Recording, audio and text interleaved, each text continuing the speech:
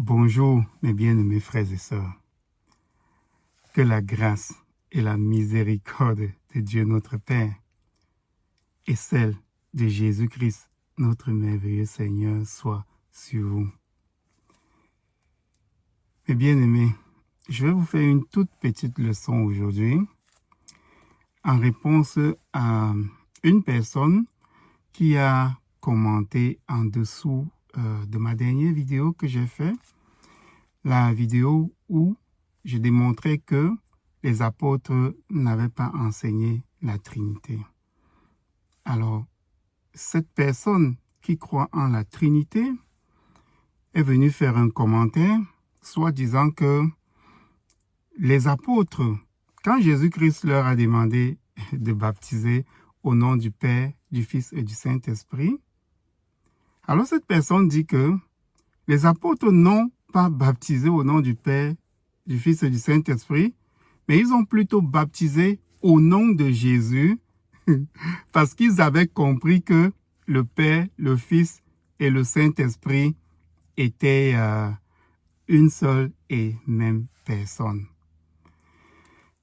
Mais je trouve ce raisonnement un peu réducteur, tout simplement parce que quand on fait quelque chose au nom de quelqu'un, par exemple, vous faites quelque chose et puis on vous demande au nom de qui tu fais ça, au nom de qui vous faites cette chose. Vous dites, mais c'est au nom de mon Père que je fais cette chose. C'est de la part de mon Père que je fais cette chose. Donc, quand on regarde dans les passages bibliques où on parle des apôtres qui baptisaient, on dit toujours que, et ils le baptisaient au nom de Jésus-Christ. Ça ne veut pas nécessairement dire que il disait aux gens, je te baptise au nom de Jésus-Christ, donc par le nom de Jésus-Christ. Mais quand on dit, il le baptisait au nom de Jésus-Christ, il le baptisait de la part de Jésus-Christ, comme Jésus-Christ a demandé de baptiser.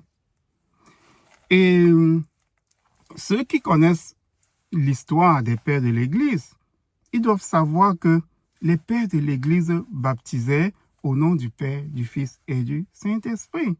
Tout simplement parce que, et quand on parle des pères de l'Église, ce sont les premiers chrétiens, donc les gens qui ont suivi les apôtres.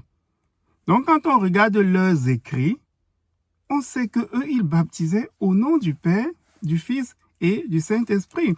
Je vais vous raconter une anecdote.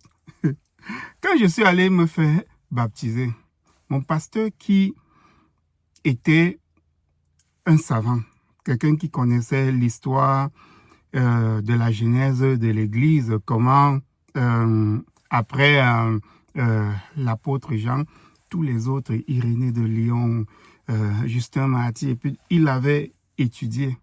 Lui m'a dit, je vais te baptiser comme les apôtres ou bien comme les disciples des apôtres baptisaient. Et il m'a dit que eux, ils baptisaient au nom du Père, on te trempe une fois dans l'eau. Au nom du Fils, on te trempe une deuxième fois dans l'eau. Et au nom du Saint-Esprit. Voilà comment les pères de l'Église ou bien les premiers chrétiens, donc ceux après les apôtres, baptisaient. Ils baptisaient au nom du Père, du Fils et du Saint-Esprit parce que c'est ainsi que les apôtres eux-mêmes aussi baptisaient. Donc, dans la Bible, on est en train de parler au style indirect. Il n'y a aucun apôtre qui dit « je te baptise par le nom de Jésus » ou non, vous n'allez trouver cela nulle part dans le Nouveau Testament. On va toujours vous dire au style indirect, donc comme on raconte ce qui s'est passé en disant « et il le baptisait » ou bien il les baptisait au nom de Jésus, donc de la part de Jésus, comment Jésus-Christ a demandé de baptiser. Et effectivement, les apôtres baptisaient au nom du Père, du Fils et du Saint-Esprit. Imaginez-vous, si eux, ils ne baptisaient pas au nom du Père, du Fils et du Saint-Esprit, comme Jésus-Christ avait demandé, alors ils auraient désobéi à un ordre de Christ. Et il n'y a nulle part dans la parole où on nous dit, ah, ils avaient compris, les apôtres ont compris. Ben, s'ils ont compris une chose pareille, pourquoi ne pas nous expliquer aussi?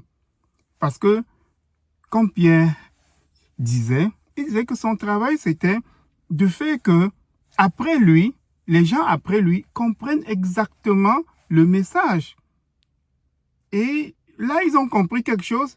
Et même dans une de leurs lettres, ils ne nous expliquent pas que, ah, c'est comme ça que nous avons compris ça. Non, ce n'est pas comme ça. En fait, dans les écrits des pères de l'Église, on se rend compte que eux, ils baptisaient au nom du Père, du Fils et du Saint-Esprit. Et c'est un baptême qu'ils ont hérité des apôtres. Parce que parmi ces pères de l'Église, là, Irénée de Lyon était des disciples directs de l'apôtre Jean.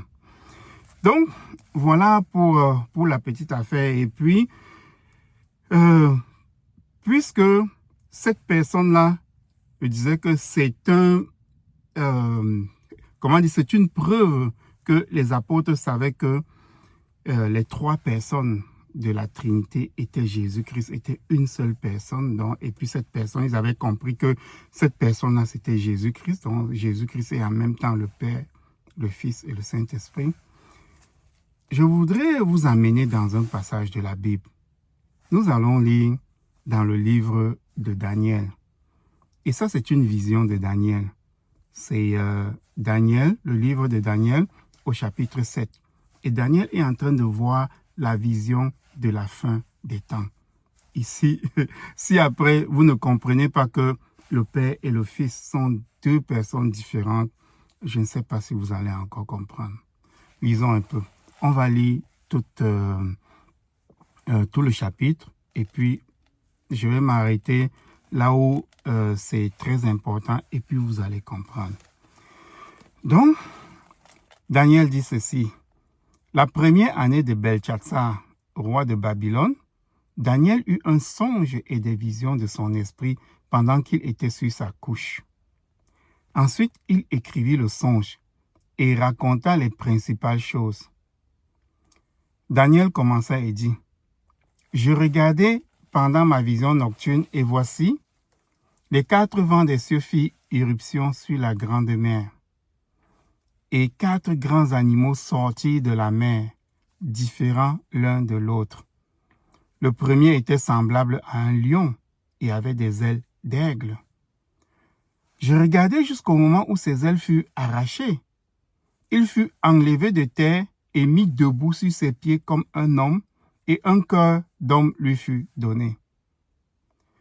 Et voici, un second animal était semblable à un ours, et se tenait sur un côté. Il avait trois côtes dans la gueule, entre les dents, et on lui disait, « Lève-toi, mange beaucoup de chair. » Après cela, je regardais, et voici, un autre était semblable, dans un autre animal, était semblable à un léopard, et avait sur le dos quatre ailes comme un oiseau. Cet animal avait quatre têtes, et la domination lui fut donnée. Après cela, je regardais pendant mes visions nocturnes, et voici, il y avait un quatrième animal, terrible, épouvantable et extraordinairement fort. Il avait de grandes dents de fer. Il mangeait, brisait et il foulait aux pieds ce qui restait. Il était différent de tous les animaux précédents et il avait 10 cornes. Je considérais les cornes et voici une autre petite corne sortie au milieu d'elle. Et 3 des premières cornes furent arrachées devant cette corne. Et voici, elle avait des yeux comme des yeux d'homme et une bouche qui parlait avec arrogance. Je regardais pendant que l'on plaçait des trônes. Écoutez, c'est ici que ça devient important, très intéressant, à partir du verset 9. Donc, pendant ces songes-là, Daniel dit, « Je regardais pendant que l'on plaçait des trônes. Et l'ancien des jours s'assit. » L'ancien des jours s'assit. Son vêtement était blanc comme la neige et les cheveux de sa tête étaient comme de la laine pure. Son trône était comme des flammes de feu et les roues comme un feu ardent. Un fleuve de feu coulait et sortait de devant lui. 1000 milliers le servaient et 10 000 millions se tenaient en sa présence. Et les juges s'assirent et les livres furent ouverts. Je regardais alors, à cause des paroles arrogantes que prononçait la corne, donc de l'animal terrible, le quatrième animal, et tandis que je regardais, l'animal fut tué et son corps fut anéanti, livré au feu pour être brûlé. Les autres animaux, dont les 3 autres animaux, furent dépouillés de leur puissance, mais une prolongation de vie leur fut accordée jusqu'à un certain temps. Et Daniel continue, ça devient très intéressant ici.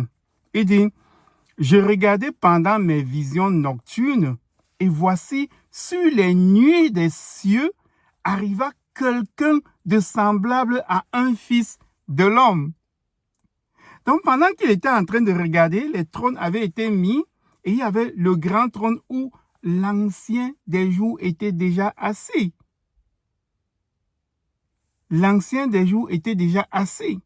Et pendant ce temps, il dit, je regardais pendant mes visions nocturnes, verset 13, et voici sur les nuées des cieux arriva quelqu'un de semblable à un fils de l'homme. Ça vous dit quelque chose?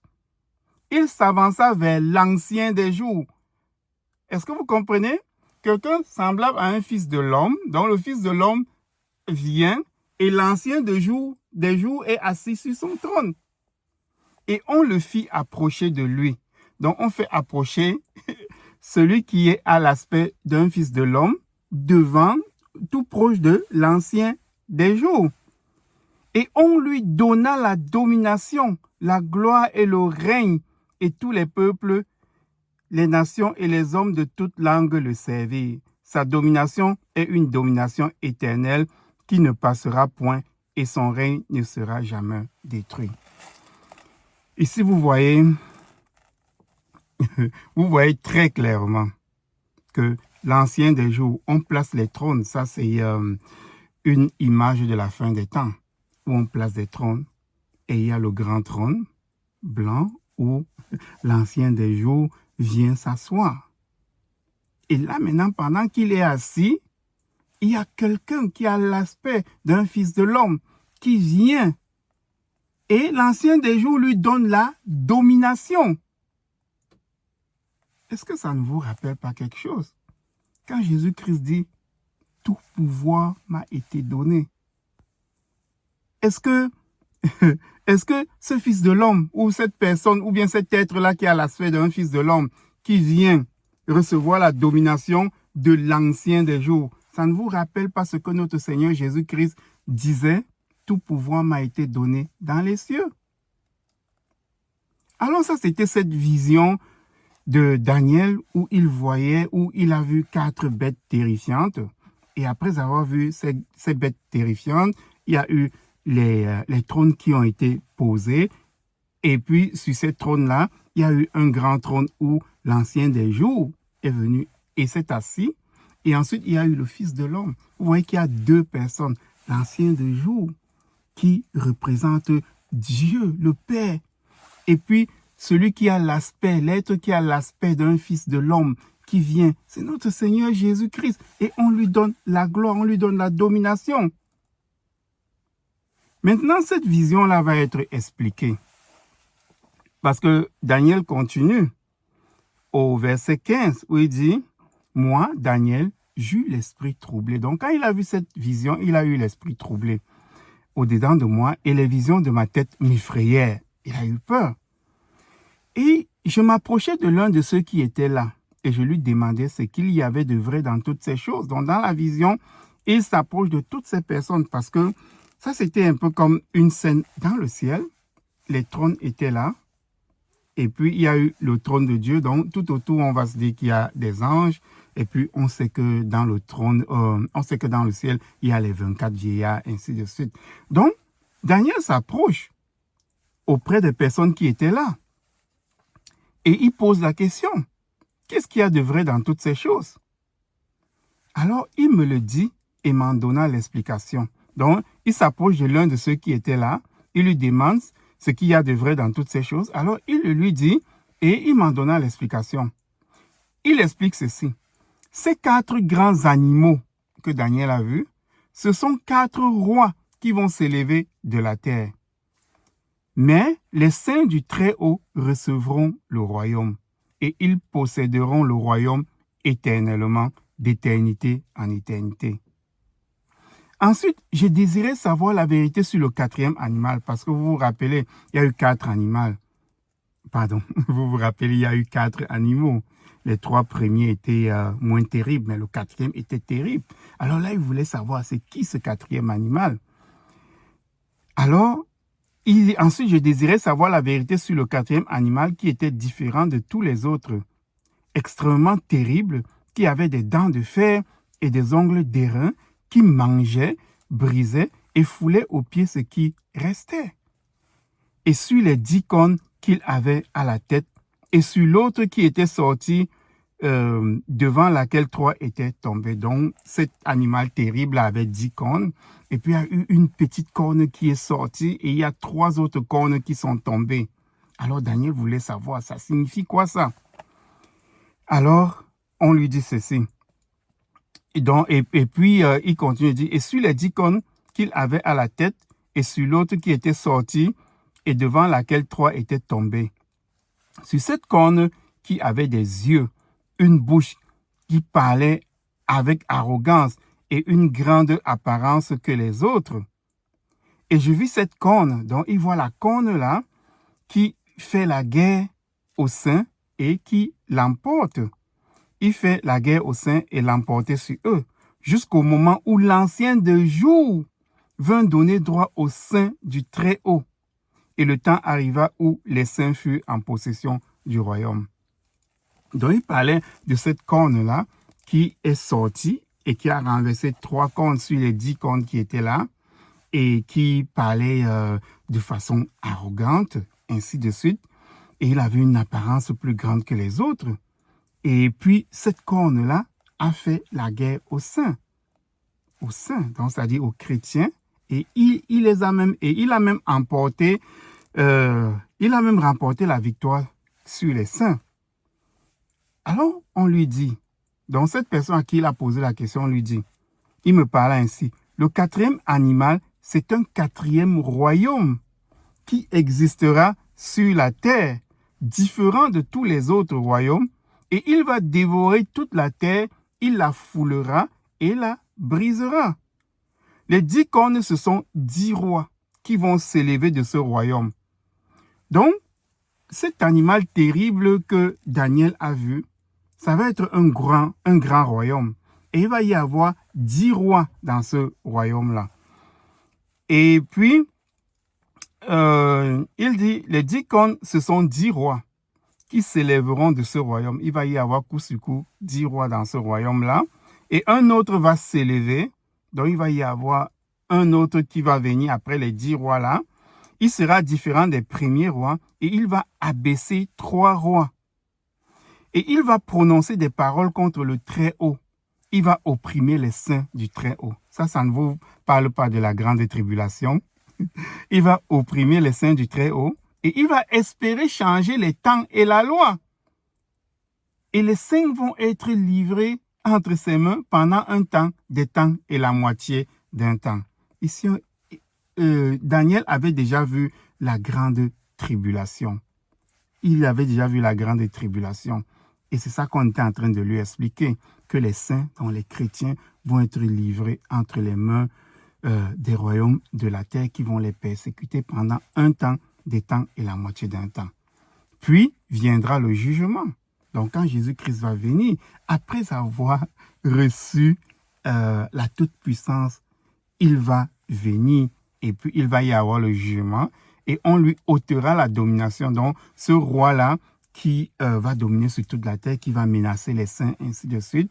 Quand le jugement va arriver, quand notre Seigneur Jésus-Christ va arriver, bon, on va lui ôter sa domination et il sera détruit et anéanti pour jamais. Alors le règne, la domination et la grandeur de tous les royaumes qui sont sous les cieux seront donnés au peuple des saints du Très-Haut. Ok? Son règne est un règne éternel. Ici, on parle de notre Seigneur Jésus-Christ, alors maintenant ainsi. Et tous les dominateurs le serviront et lui obéiront. notre Seigneur Jésus-Christ. Et là, on achève ici, finit les paroles. Moi, Daniel, je fus extrêmement troublé par mes pensées. Je changeais de couleur et je concevais ces paroles dans mon cœur. Donc, dans ce chapitre 7 que je viens de lire, nous voyons la partie la plus importante. C'est là où l'Éternel, à partir du verset 9, où on dit, donc dans cette vision-là, Daniel était en train de regarder, il dit, je regardais pendant que l'on plaçait des trônes, et l'ancien des jours s'assit. Son vêtement était blanc comme la neige, et les cheveux de sa tête étaient comme de la laine pure. Son trône était comme des flammes de feu, et des roues, et les roues comme un feu ardent. Et plus loin, au verset 13, on dit, je regardais pendant mes visions nocturnes, et voici sur les nuées des cieux arriva quelqu'un de semblable à un fils de l'homme. Il s'avança vers l'ancien des jours, et on le fit approcher de lui. Donc vous voyez que ici, il y a, j'aime ce livre, vous voyez que ici, il y a deux personnes. L'ancien des jours, c'est un autre nom qu'on donne au Père éternel. Et pendant que l'ancien des jours est sur son trône, il y a quelqu'un ou bien un être à l'aspect d'un fils de l'homme qui s'approche et l'ancien des jours lui donne la domination. Vous voyez donc que celui qui a l'aspect d'un fils de l'homme, c'est qui? C'est notre Seigneur Jésus-Christ, parce qu'il atteste lui-même, tout pouvoir m'a été donné. Donc Daniel avait déjà vu ça depuis longtemps, les pouvoirs qui étaient donnés à Christ. Et Jésus-Christ nous le dit, tout pouvoir m'a été donné. Et c'est pendant ce songe, donc Daniel avait vu ce songe-là où on était en train de donner la domination. Dites-moi un peu, si Christ est en même temps le Père, le Fils et le Saint-Esprit, regardez ce que cette vision de Daniel est en train de dire. On a l'ancien de jour, on a l'ancien des jours, notre Père éternel, qui est assis sur son trône. Et puis, il y a une autre personne qui arrive, qui est notre Seigneur Jésus-Christ, le Fils de l'homme. Et on lui donne la domination. Comment est-ce que les gens peuvent dire que le Père et le Fils sont une seule personne? Vraiment, je trouve ça triste. Il fait chaud dans mon auto. Je trouve ça tellement triste que les gens ne veulent pas mal faire. Je sais que les gens ne veulent pas mal faire. Quand les gens commencent ou bien rentrent dans la foi chrétienne, ils entrent dans des églises. Ils ou elles entrent dans des églises et où il y a une espèce d'enseignement et ils ne font que marcher dans les traces de ces enseignements-là. C'est un peu comme de regarder avec des lunettes qu'on t'a mis. Si tu regardes avec des lunettes qui ne sont pas adéquates pour bien voir, tu ne vas pas bien voir. Et c'est ce qui se passe. Et toutes ces autres personnes qui vont dans des universités aussi étudier la parole de Dieu. Ils étudient ce que d'autres personnes ou bien d'autres hommes ont développé. Mais ils ne se laissent pas guider par l'Esprit de Dieu. Parce que quand on se laisse guider par l'Esprit de Dieu, on a la vérité pure. On a la vérité pure. Alors, mes bien-aimés, chaque fois que vous voulez douter, pardon, il fait chaud ici dedans. Donc, chaque fois que vous voulez douter ou que quelqu'un vous dit que le Christ et le Père ne sont qu'une seule personne, qui sont en train de jouer des rôles, moi je ne sais pas, pendant qu'il est le Fils, il joue un rôle, pendant qu'il est le Père, non. Montrez-lui, parlez-lui du livre de Daniel au chapitre 7, là où on nous montre clairement où ces deux personnes sont là, face à face. Et il y a l'une qui est assise sur le trône, et il y a un autre qui vient, et il y a l'autre qui vient, qui est notre Seigneur Jésus-Christ, à qui on donne le trône, à qui on donne la domination. Que Dieu vous aide, mes bien-aimés. Que Dieu vous éclaire. Et que Dieu vous bénisse. Au nom de Jésus-Christ, notre merveilleux Seigneur. Amen.